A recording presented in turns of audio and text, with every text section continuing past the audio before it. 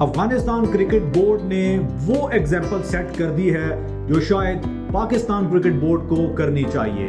Afghanistan cricket board ने अपने 3 उन खिलाड़ियों के ऊपर सेंट्रल कॉन्ट्रैक्ट की पाबंदी आयद की है और साथ ही साथ 2 साल तक उन्हें एनओसी देने से भी इनकार कर दिया है, जो खिलाड़ी हमेशा से अफगानिस्तान के लिए एक मैच विनर खिलाड़ी करार दिए जाते हैं।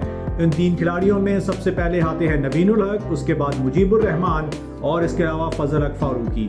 दोस्तों, हुआ कुछ यूं कि इन तीनों खिलाड़ियों ने अफगानिस्तान क्रिकेट बोर्ड से ये कहा था कि वो कमिंग ईयर में जनवरी से स्टार्ट होने वाले सेंट्रल कॉन्ट्रैक्ट में इंटरेस्टेड नहीं है और वो लीग क्रिकेट के लिए जो है वो ज़्यादा इंटरेस्टेड दिखाई दे रहे थे। सो दैट्स वाई उन्होंने बोर्ड से ये रिक्वेस्ट की थी कि हम इस सेंट्रल कॉन्ट्रैक्ट का हिस्सा बनना नहीं चाहते। बोर्ड ने इस चीज़ को फील किया और बोर्ड ने स्ट्रेट अवे इन तीनों खिलाड़ियों को कहा है कि थैंक यू वेरी मच, और इन तीनों खिलाड़ियों को ना सिर्फ ये कि 2 साल तक अब अफगानिस्तान क्रिकेट बोर्ड की जानिब से किसी भी लीग में खेलने की इजाज़त नहीं है, साथ ही साथ जो है ये भी फैसला आया है कि 1 साल तक अब इनको जो अच्छा खासा अफगानिस्तान क्रिकेट बोर्ड से सेंट्रल कॉन्ट्रैक्ट मिल रहा था वो भी नहीं मिलेगा। सो एक एग्जाम्पल सेट की गई है अफगानिस्तान क्रिकेट बोर्ड की जानिब से कि अगर आप मुल्की मफाद के ऊपर अपने ज़ाती मफाद को तरजीह देंगे तो आपके साथ ऐसा ही सलूक होना चाहिए। इस बात का कई दफ़ा हम लोग जिक्र अपने प्लेटफॉर्म के ऊपर, स्पोर्ट्स जुनून के प्लेटफॉर्म के ऊपर कर भी चुके हैं कि प्लेयर्स जो है उनको हमेशा से अपने मुल्की मफाद को ऊपर रखना चाहिए।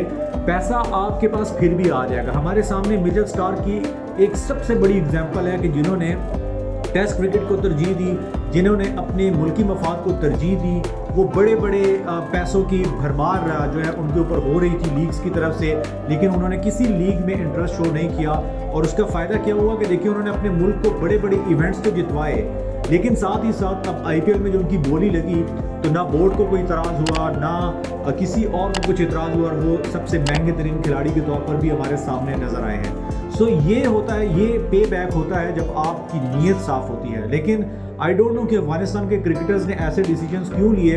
अब इसका नुकसान देखिए क्या हुआ है।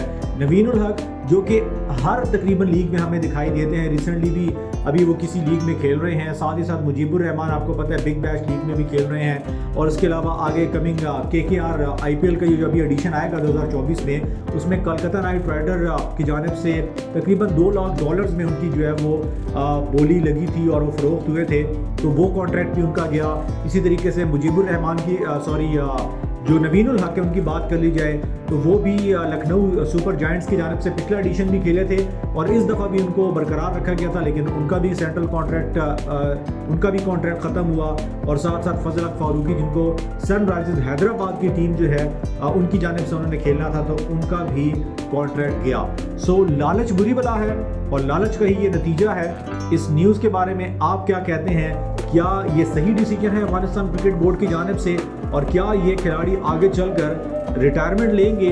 क्योंकि ये तो फैक्ट है कि कम से कम कुछ अरसा रिटायरमेंट के बाद भी, यानी कि अगर आप रिटायरमेंट ले लेते हैं अपने इंटरनेशनल क्रिकेट से, उसके कुछ अरसा बाद तक भी जो है आपको पासदारी करनी होती है और बोर्ड के आप ताबे रहते हैं। बोर्ड जब तक आपको एनओसी ना दे आप किसी लीग में नहीं जा सकते।